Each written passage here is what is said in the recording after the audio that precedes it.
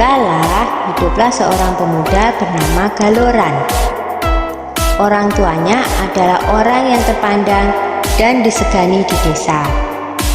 Namun, Galoran suka foya-foya dan bermalas-malasan, menghamburkan harta kedua orang tuanya hingga mereka tiada. Maka habislah harta bendanya.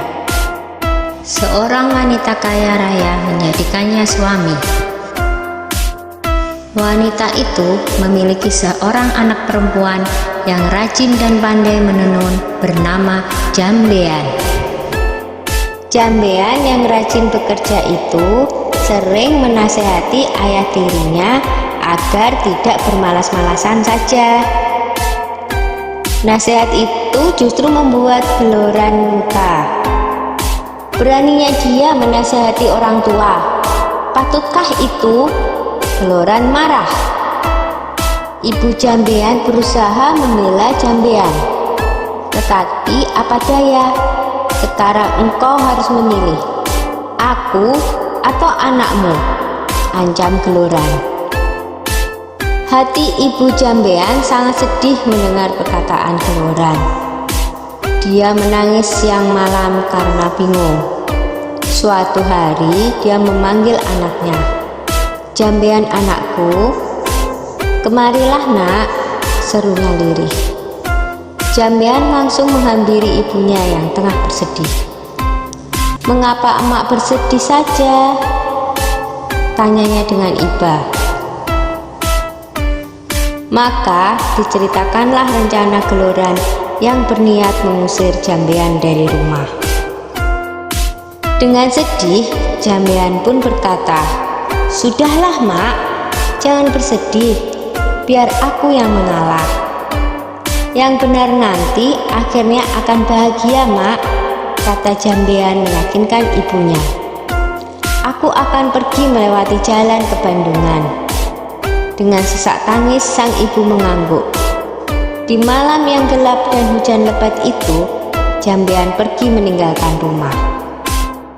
Tak berapa lama kemudian, ibu Jambean yang tak kuasa menahan kesedihannya berusaha mencari, tapi tak bisa menemukannya. Ibu Jambean tak bisa menemukan anaknya karena secara ajaib Jambean telah berubah menjadi seekor siput, atau dalam bahasa Jawa, keong. Di desa Dadapan hiduplah dua bersaudara bernama Nyai Sambega dan Nyai Sembagil. Mereka hidup miskin dan bekerja mengumpulkan kayu bakar dan daun talas. Suatu hari, keduanya pergi ke bendungan untuk mencari daun talas. Tiba-tiba mereka terpana melihat keong berwarna keemasan di atas batu. "Alangkah indahnya keong ini," seru Nyai Sambega. "Lihatlah, kulitnya indah berwarna keemasan. Aku ingin memeliharanya," katanya lagi. "Iya, sangat indah. Kita bawa pulang saja dia," saut Nyai Sembadil. Maka dipungutnyalah keong tersebut untuk dibawa pulang. Mereka meletakkannya di dalam tempayan tanah liat di dapur rumah. Semenjak itu, kehidupan mereka berubah.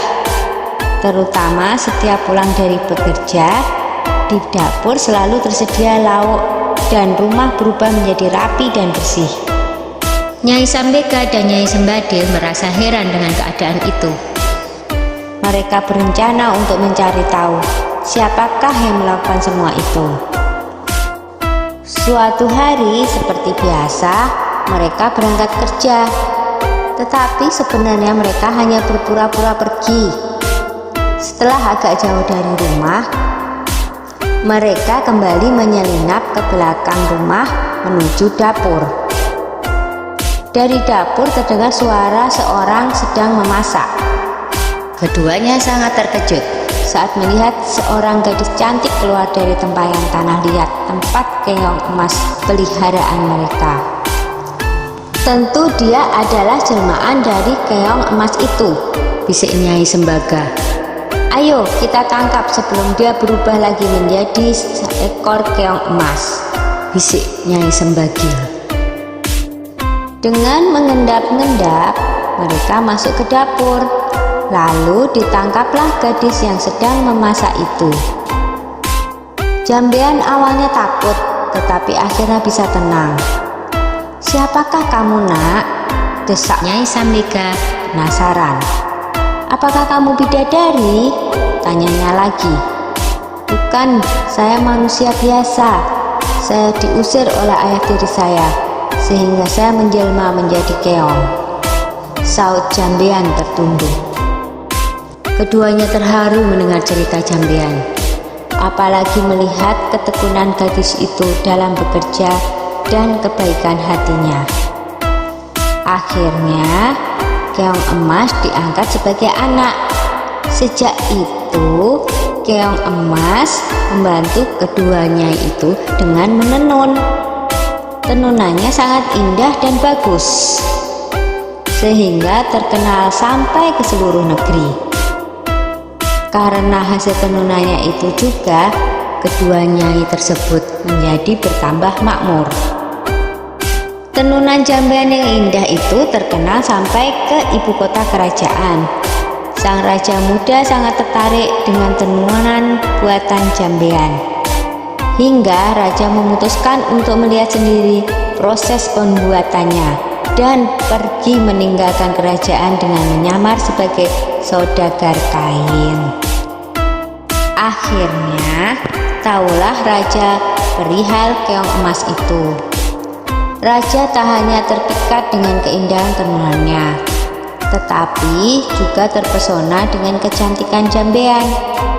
Raja memerintahkan kedua nyai untuk membawa Jambean ke istana dan hendak meminangnya menjadi permaisuri. Betapa senang hati mereka, karena ketekunan dan ketabahannya, Jambean dan kedua ibu angkatnya kini hidup bahagia di istana raja.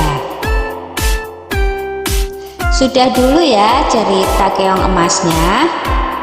Sampai jumpa.